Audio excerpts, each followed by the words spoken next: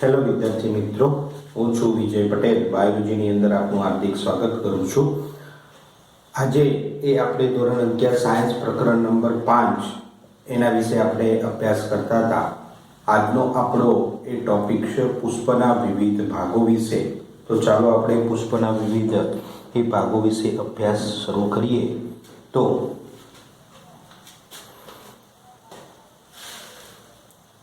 Science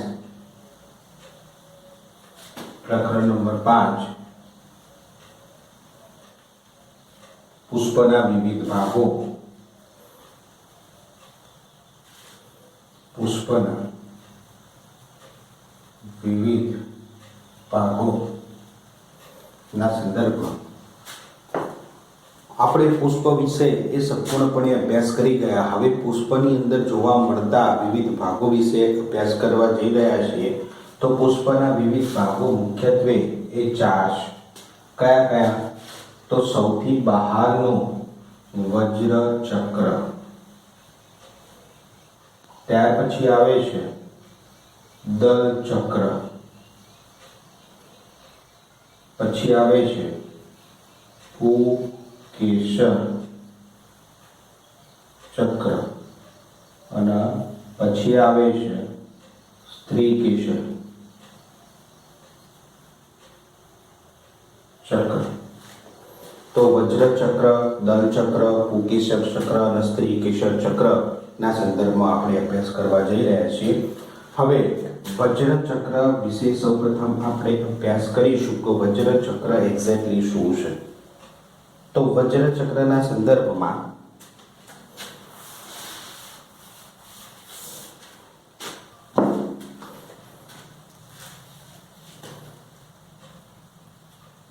વજ્ર ચક્ર એ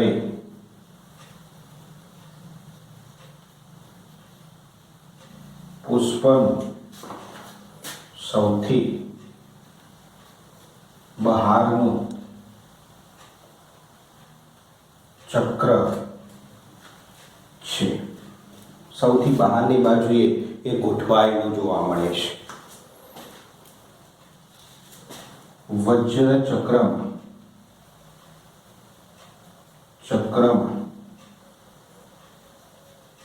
પર્ણ જેવા લીલા રંગના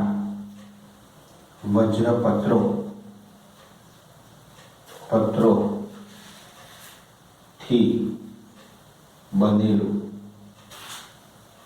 જોવા મળે છે. તો વજ્ર ચક્રમાં પર્ણ જેવા લીલા રંગના વજ્રપત્રોથી બનેલું તમને જોવા મળશે. જે લીલા રંગનું હશે, પ્રકાશ સંશ્લેષી હશે. બરોબર. આ વજ્ર ચક્રનું કાર્ય શું છે? તો વજ્ર ચક્ર એ કલિકા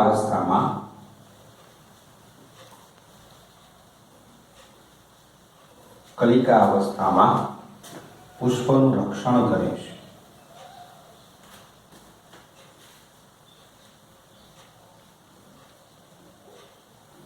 કલિકા અવસ્થામાં પુષ્પનું રક્ષણ કરવું એટલે કલિકા અવસ્થા તમે કોને કહી શકો?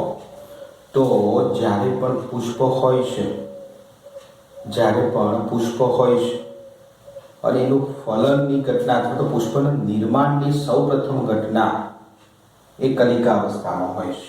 એટલે કે વજ્ર ચક્ર સૌપ્રથમ નિર્માણ પામે અને વજ્ર ચક્રની અંદર દલ ચક્ર, પુકેસર ચક્ર અને સ્ત્રીકેસર ચક્ર જોવા મળતા હોય છે. એ વજ્ર ચક્રની અંદર નિર્માણ પામતા જોવા મળે છે. અને વજ્ર ચક્ર આ બધા જ ચક્રોને, પુકેસર, સ્ત્રીકેસર અને દલ ચક્રને ઘેરીને ગોઠવાયેલું હોય છે. તો આ પુષ્પની સૌપ્રથમ શરૂઆતની અવસ્થાને કલિકા અવસ્થા તરીકે ઓળખવામાં આવે છે. એટલે અંદર રહેલા ત્રણ ચક્રો, દલ ચક્ર, પુકેસર ચક્ર અને સ્ત્રીકેસર ચક્રને ઘેરીને વજ્ર ચક્ર ગોઠવાયેલું હોવાના કારણે અંદર રહેલા 3 મહત્વના ભાગોને રક્ષણ પૂરું પાડે છે. પછી ધીમે ધીમે કલિકા અવસ્થામાંથી પુષ્પ શું કરે છે? ખીલે છે. બરોબર. તો આ રીતે આકૃતિ દોરું છું, કંઈક આ પ્રકારે હોય.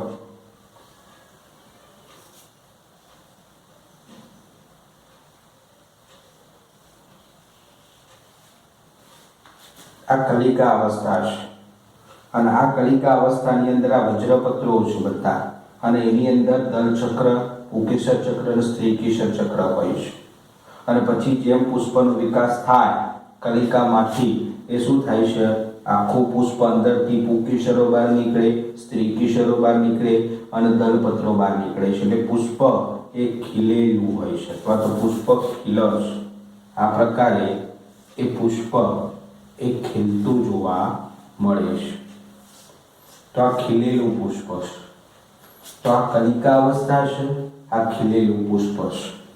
તો કલિકા અવસ્થાની અંદર 3 ભાગો અંદર જોવા મળતા હોવાથી એ 3 ભાગોનું રક્ષણ કરવાનું કાર્ય એ વજ્રચક્ર કરતું જોવા મળતું હોય છે. વજ્રચક્રના મુખ્યત્વે વજ્રચક્રની અંદર જોવા મળતા વજ્રપત્રોથી વજ્રચક્ર બને છે. હવે દરેક વજ્રપત્રો પર એની સંખ્યા દરેક વનસ્પતિઓમાં એ અલગ અલગ જોવા મળે છે. ઘણી વનસ્પતિઓમાં 3, 4, 5, 6 એવી કન્ડિશનમાં જોવા મળતા હોય છે. હવે દરેક વજ્રપત્ર જો એકબીજા સાથે જોડાયેલા હોય તો એને શું કહી શકાય, અને વજ્રપત્રો એકબીજાનાથી એ જોડાયેલા ન હોય તો એને શું કહી શકાય? તો વજ્રપત્રોની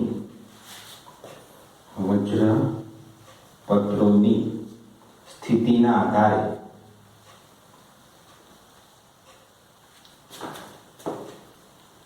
આધારે તેના 2 પ્રકાર પડે છે.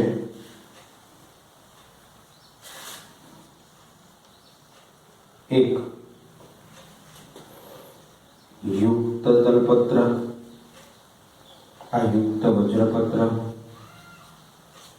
અને બીજું મુક્ત દલપત્ર, આ મુક્ત વજ્રપત્ર. તો યુક્ત અને મુક્ત વજ્રપત્ર એટલે શું? તો જે પણ વજ્રપત્રો ગોઠવાયેલા હોય, આ દાખલા તરીકે વજ્રપત્રો છે, દરેક વજ્રપત્ર એકબીજાનાથી સ્વતંત્ર જોવા મળે તો એના મુક્ત વજ્રપત્ર કહેવામાં આવે છે.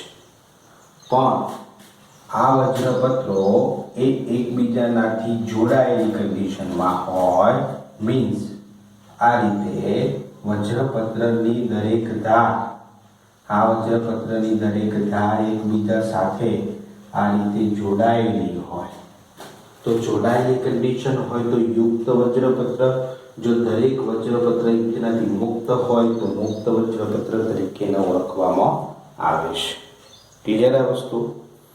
હવે બીજા તરફ ધ્યાન આપણે દોરીએ કે દલપત્ર. બીજો એ સૌથી મહત્વનો ભાગ આવે છે દલપત્ર.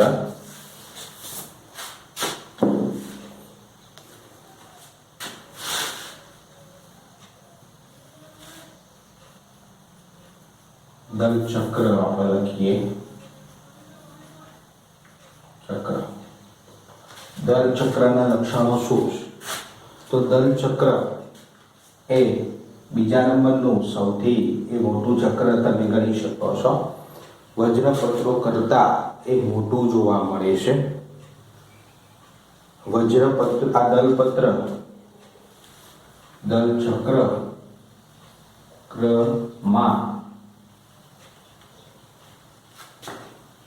દલચક્ર એ દલપત્રોથી બનતી રચના છે. દલપત્રો ભેગા મળી અને દલચક્રનું નિર્માણ કરતા હોય છે. બીજા સંદર્ભમાં દલચક્ર એ વિવિધ રંગના હોય છે. દલપત્રો એ વિવિધ રંગના જોવા મળે છે. જે પુષ્પની અંદર આકર્ષણનું કાર્ય કરે છે. જે પુષ્પની અંદર આકર્ષણનું કાર્ય કરે.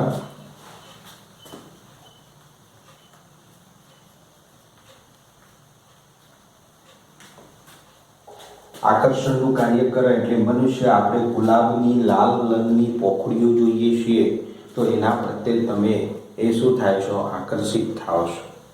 તો જે પણ મધમાખીઓ ખરી, કીટકો ખરા, તો મધમાખીઓ, કીટકો અને સજીવ સૃષ્ટિને તે આકર્ષવાનું એક માધ્યમ છે દલપત્રો. દલપત્રો લીલા રંગના હોતા નથી, એ લાલ રંગના, પીળા રંગના, એની અંદર જોવા મળતા રંજક દ્રવ્યોના પ્રમાણના આધારે એ જોવા મળતા હોય છે. અને એ કીટકોને અને મનુષ્ય જાતિને, સજીવોને આકર્ષવાનું કાર્ય કરે છે. એ પરાગરજ અથવા તો પરાગનયનની ક્રિયાને ઉત્તેજવામાં સૌથી મહત્વનો ભાગ એ ભજવે છે. તો આકર્ષણનું કાર્ય કરે છે અને કીટકો દ્વારા, મધમાખી કે કીટકો દ્વારા પરાગનયનની ક્રિયામાં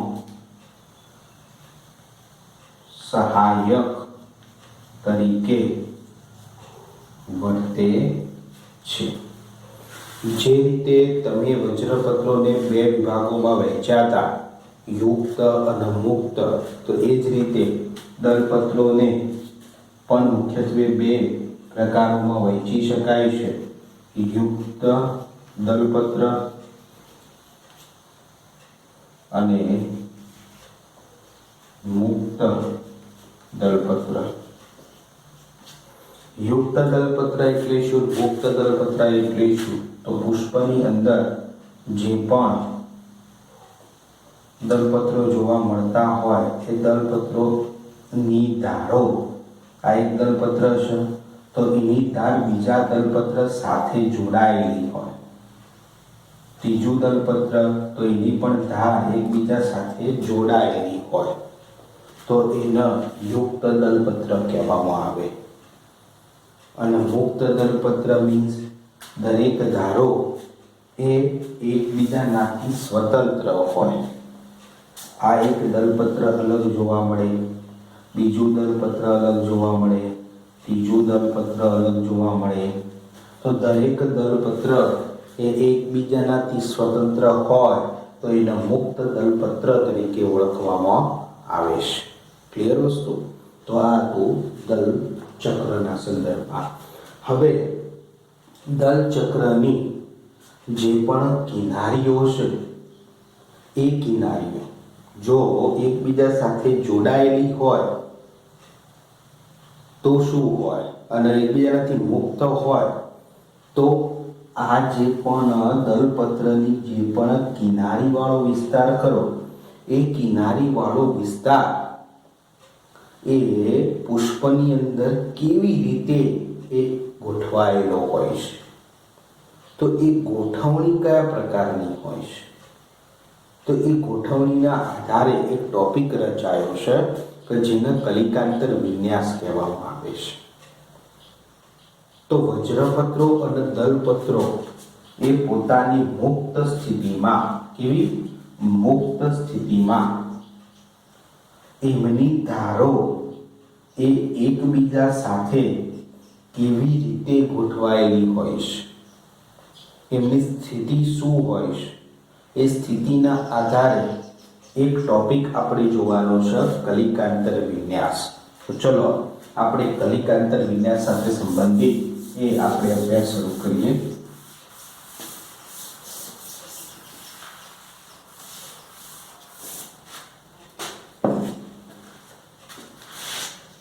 ટોપિક આવે છે કલિકાંતર વિન્યાસ. કલિકાંતર વિન્યાસ નામ કઈ રીતે પડ્યું એના અનુસંધાનમાં થોડીક આપણે એ વાતચીત કરીએ. તો વજ્રપત્રો હોય કે દલપત્રો હોય, પોતાની મુક્ત સ્થિતિમાં મુક્ત સ્થિતિમાં તેમની કિનારીવાળો વિસ્તાર કિનારીઓ એ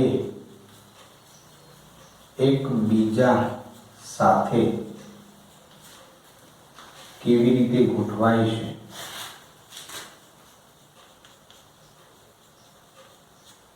ધરાવે છે તેને કલિકાંતર વિન્યાસ તરીકે ઓળખી શકાય છે. અને આ જે પણ વજ્રપત્રો દલપત્રોની જે કિનારીવાળો વિસ્તાર ખરો એ એક દલપત્ર બીજા દલપત્ર સાથે કેવી રીતે ગોઠવણી દર્શાવે છે એ ગોઠવણી કલિકા અવસ્થામાં એ સ્પષ્ટ રીતે દેખાતી હોવાના કારણે એનું નામ કલિકાંતર વિન્યાસ પાડવામાં આવ્યું છે. કોઈ પણ પુષ્પ પોતાની શરૂઆતની સ્થિતિમાં હોય, કલિકા અવસ્થામાં હોય, ત્યારે કલિકા અવસ્થાની અંદર એ વજ્રપત્રોની ગોઠવણી અને દલપત્રોની અંદરની ગોઠવણી તમે બહુ જ સારી રીતે એનો અભ્યાસ કરી શકો છો. તો એને કલિકાંતર વિન્યાસ તરીકે ઓળખી શકાય છે. પુષ્પનું નિર્માણ થઈ જાય, પુષ્પ ખીલી જાય, તો ખીલેલી અવસ્થાની અંદર પણ તમે એનો અભ્યાસ કરી શકો છો. પણ ખીલેલી અવસ્થા કરતો કલિકા અવસ્થાની અંદર એ સારામાં સારી રીતે એ તમે એને ઓળખી શકો છો. તો કલિકાંતર વિન્યાસના એ મુખ્યત્વે એ 4 પ્રકારો પાડવામાં આવેલા છે. કેટલા? 4 પ્રકારો. તો 1 by 1 એ આપણે એનો અભ્યાસ શરૂ કરીએ. પહેલા એના 4 પ્રકારો વિશે લખી દઈએ. કયા કયા 4 પ્રકારો જોવા મળે છે કલિકાંતર વિન્યાસના? એક ધારાસ્પર્શી કલિકાંતર વિન્યાસ, સ્પર્શી કલિકાંતર વિન્યાસ જોવા મળે છે. બીજો વ્યાવૃત કલિકાંતર વિન્યાસ,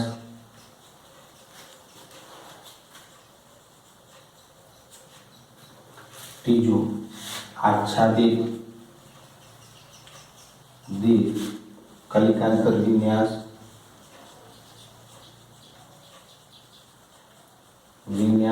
અને ચોથો આવશે પતંગિયાકાર કલિકાંતર વિન્યાસ. આ 4 એના પ્રકારો જોવા મળે છે. સ્ટેપ બાય સ્ટેપ એ આપણે એક એક મુદ્દા વિશે એ અભ્યાસ લઈએ. તો ચલો અહીંયા આપણે વજ્રપત્રો અને દલપત્રો ની ધારોના સંદર્ભમાં એ જોવાનું છે. એક વજ્રપત્ર કે એક દલપત્રની ધાર એ બીજા દલપત્રની ધાર કે કિનારી વચ્ચે એ કેવું જોડાણ હોય છે, કેવી રીતે ગોઠવણી દર્શાવે છે, તો એના અનુસંધાનમાં આપણે ભણીએ છીએ. તો જોઈએ, પહેલો આવે છે કે ધારાસ્પર્શી કલિકાંતર વિન્યાસ.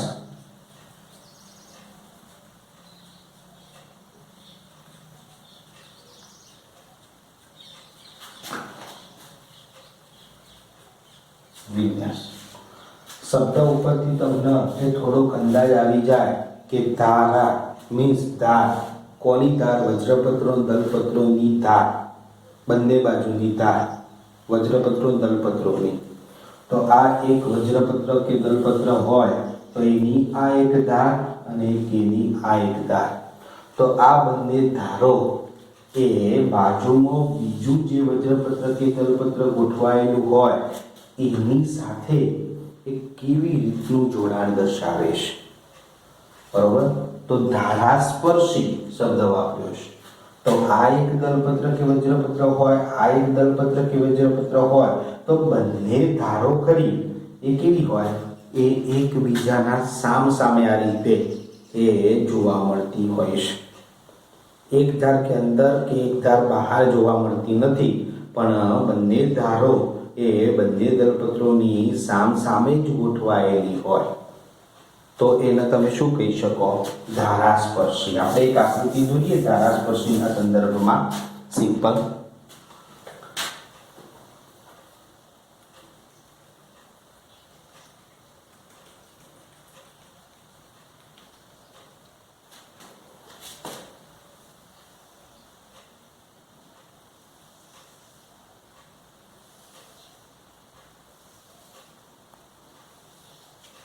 અહીંયા મેં આ રીતે દોરું છું.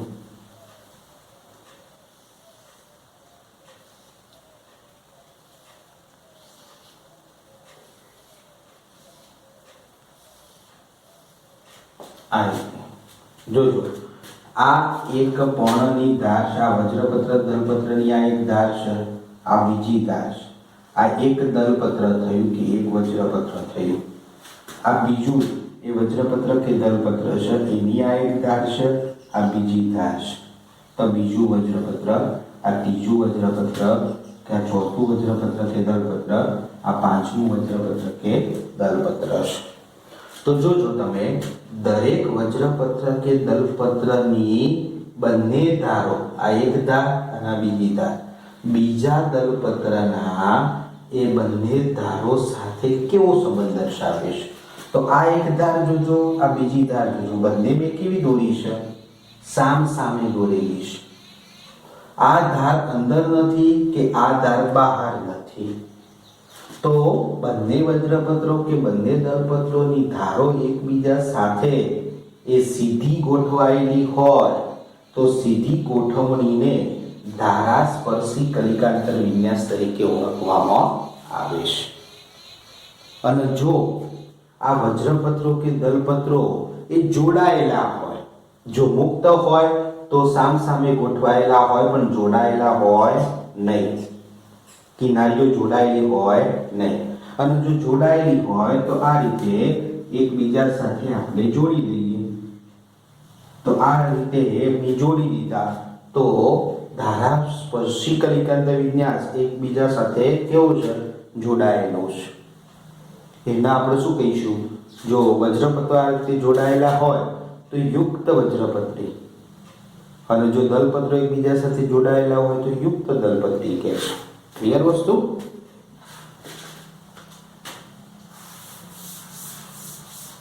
હવે ધારાસ્પર્શી કલિકાંતર વિન્યાસના ઉદાહરણો શું છે? તો ઉદાહરણની અંદર એ ધારાસ્પર્શની અંદર તમે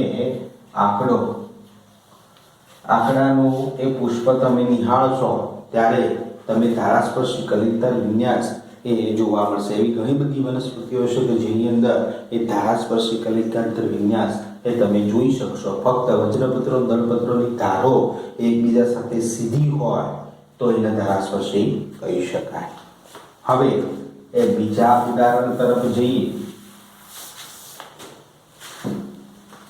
તો બીજું ઉદાહરણ છે વ્યાવૃત કલિકાંતર વિન્યાસ.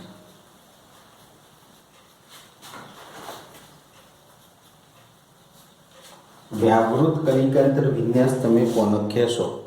તો વ્યાવૃત કલિકાંતર વિન્યાસની અંદર એ સૌપ્રથમ આકૃતિ દોરીએ આપણે. હવે એ ધારો કોને કહેવાય છે તમને ખ્યાલ આવી ગયો છે.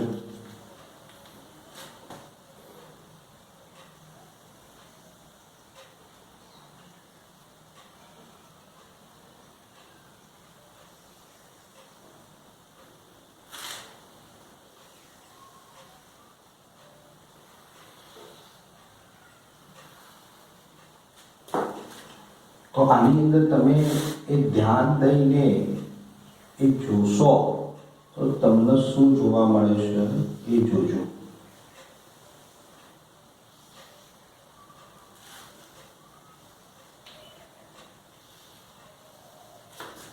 જો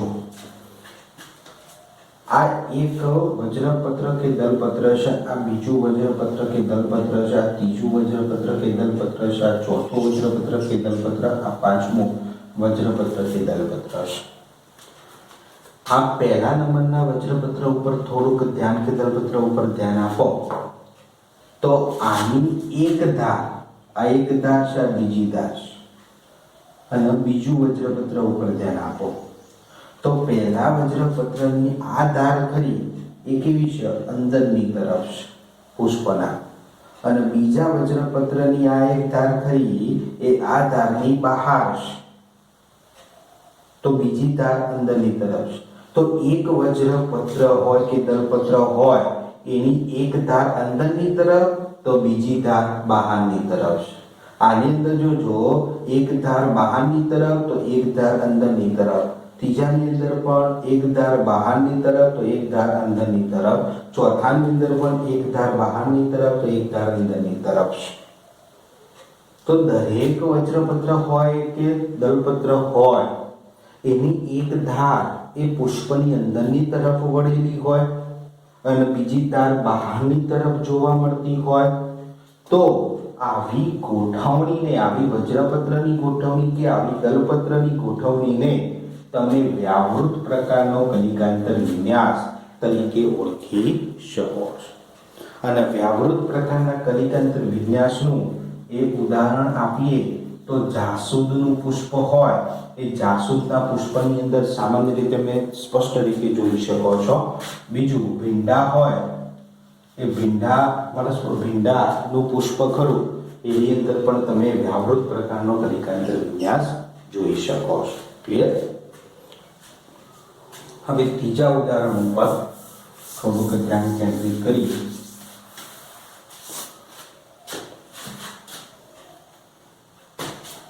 આચ્છાદિત પ્રકારનો કલિકાંતર વિન્યાસ.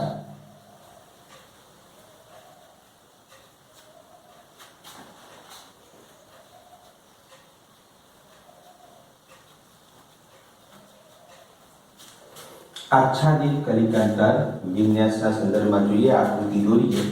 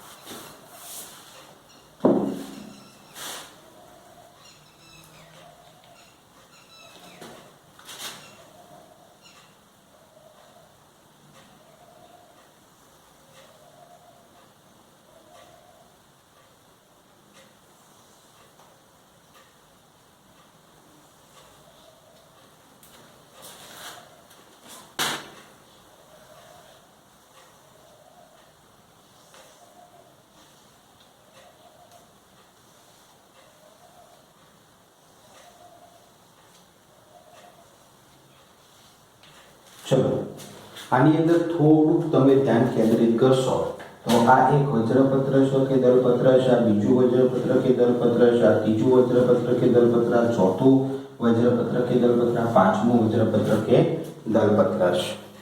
બરોબર? તો આ જે પણ દલપત્રો કે વજ્રપત્રો તમને એ જોવા મળે છે તો એના અનુસંધાનમાં પહેલું એ વજ્રપત્ર કે દલપત્ર ઉપર ધ્યાન કેન્દ્રિત કરો. એની બંને ધારો એ પુષ્પની કેવી છે? આ ધાર પણ પુષ્પની અંદરની તરફ છે, આ ધાર પણ પુષ્પની અંદરની તરફ છે. એટલે એક દલપત્ર એવું છે કે જે સંપૂર્ણ રીતે બંને ધારો અંદરની તરફ છે. ખ્યાલ? બીજા ઉપર ધ્યાન કેન્દ્રિત કરો તો બીજાની એક ધાર બહારની તરફ છે પહેલાના સંદર્ભમાં, તો એક ધાર બહારની તરફ ને એક ધાર કેવી છે? અંદરની તરફ છે.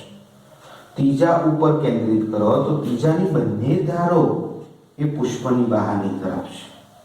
ચોથાની એક ધાર અંદરની તરફ, એક ધાર બહારની, પાંચમાની એક ધાર અંદરની તરફ અને એક ધાર બહાર છે. તો એક વજ્રપત્ર કે દલપત્ર સંપૂર્ણપણે બે ધારો અંદરની તરફ અને બીજું દલપત્ર કે વજ્રપત્ર કે જેની ધારો એ સંપૂર્ણપણે બહારની તરફ. તો આની અંદર રેશિયો કેવો છે? 1+1.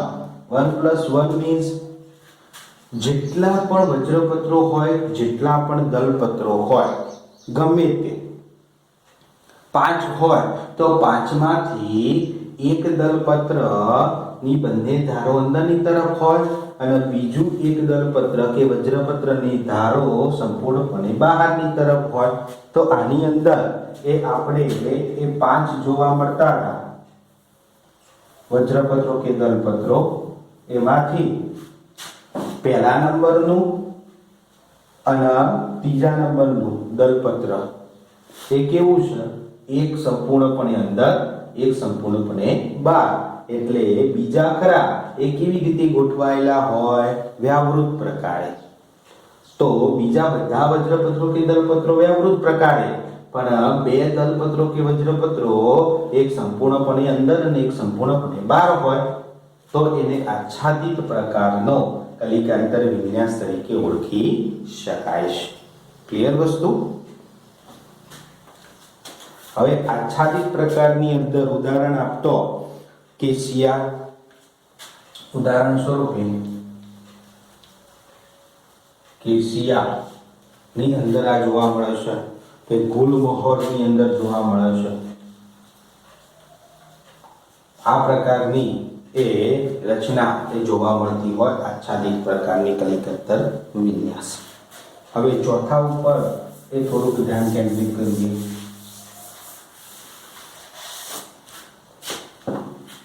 ચોથાનું આવે છે પતંગિયાકાર કલિકાંતર વિન્યાસ. કયો?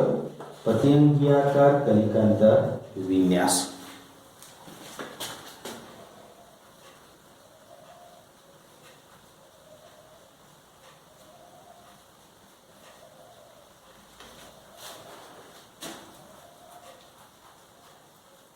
હવે પતંગિયાકાર કલિકાંતર વિન્યાસની અંદર હું એક સેન્ટેન્સ લખું છું. ઉદાહરણ સ્વરૂપે લખું, કઠોળ વર્ગની વનસ્પતિઓ હોય, વર્ગની વનસ્પતિઓના સંદર્ભમાં વાલ, વટાણા જેવી વનસ્પતિઓ ખરી, એમના એ જે પણ એ 5 વજ્રપત્રો જોવા મળતા હોય ને 5 દલપત્રો એ જોવા મળતા હોય મેક્સિમમ કઠોળ વર્ગની વનસ્પતિઓમાં, તો 5 વજ્રપત્રો અને 5 દલપત્રો એની અંદર જોવા મળતા હોય છે, પણ એમની ગોઠવણી એ ઘરની સ્વરૂપે હોય. કેવી હોય? ઘરની સ્વરૂપે.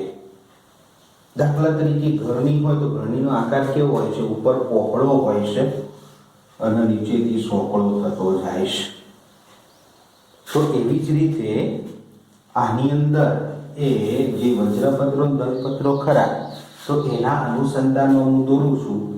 સૌથી બહારની બાજુએ એક મોટું, સૌથી બહારની બાજુએ એક સૌથી મોટું એ વજ્રપત્ર કે દલપત્ર જોવા મળે છે. સૌથી મોટું વજ્રપત્ર કે દલપત્ર, જેને ધ્વજક તરીકે ઓળખાય. શું કહેવાય? ધ્વજક. સૌથી મોટું વજ્રપત્ર કે દલપત્ર હોય. પછી આ ધ્વજકની અંદરની બાજુએ બંને પાર્શ્વ બાજુએ આ રીતે બંને પાર્શ્વ બાજુએ એ 2 વજ્રપત્રો ગોઠવાયેલા હોય કે દલપત્રો ગોઠવાયેલા હોય આ રીતે. તો સૌથી બહારની બાજુએ ધ્વજક, એની અંદર 2 મુક્ત પાર્શ્વ બાજુએ એ વજ્રપત્રો કે દલપત્રો ગોઠવાયેલા હોય તો આ 2 વજ્રપત્રો દલપત્રોને પક્ષક તરીકે ઓળખાય. શું કહેવાય? પક્ષક તરીકે ઓળખાય. હવે પક્ષકની અંદર બીજા પાછા 2 વજ્રપત્રો કે દલપત્રો એ ગોઠવાયેલા હોય છે આ રીતે.